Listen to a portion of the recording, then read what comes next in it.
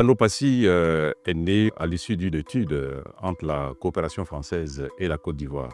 L'anopassie regroupe toutes les productions végétales, donc animales et halieutiques. Quand on parle de la Côte d'Ivoire, c'est notre binôme café-cacao, EVA, palmier à huile, anacarde, riz, maïs, etc. Les bœufs qui sont en interprofession, les gros ruminants, les petits ruminants, donc ovins, caprins, donc les céréales et puis côté de la pisciculture et l'aquaculture. Nous avons adopté ce qu'on appelle un programme vert. Aujourd'hui, nous avons un fléau mondial qui est bien sûr sur le réchauffement climatique.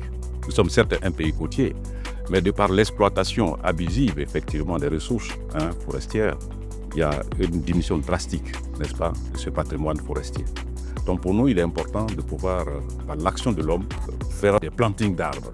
Maintenant, il y a des exploitations familiales. Des femmes qui sont identifiées et qui vont pouvoir, avec cette méthode d'agrobiologie, essayer de voir comment on peut progressivement réduire les surfaces qui sont impactées par les fertilisants chimiques. Tout à l'heure, d'ailleurs, il y a une vidéo qui est passée. Cette vidéo a pour origine la CETOP, n'est-ce pas, du Togo. Voilà. Nous avons regardé avec une extrême attention. Vous voyez, c'est qu'il y a du travail quand même qui se fait. Il n'y a pas beaucoup de communication, mais il y a beaucoup de choses qui ont été faites. Des initiatives, surtout locales, qui ont été faites. Et je pense bien que notre développement, c'est par nous-mêmes. Voyez-vous.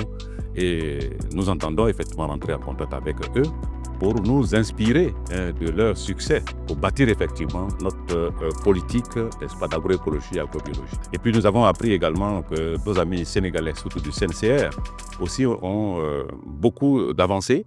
Et nous pensons qu'il serait intéressant que nous approchions effectivement ces pays-là pour que leur expérience nous permette de franchir les étapes. On a appris et nous pensons qu'on va mettre rapidement en pratique, surtout les initiatives des femmes. Comme recommandation, c'est faire en sorte effectivement que ces genres d'initiatives se reproduisent à un cycle régulier pour que, en termes de communication, en termes de vulgarisation, n'est-ce pas, de techniques éprouvées sous d'autres cieux, soit vraiment profitable à d'autres pays qui seraient peut-être en retard.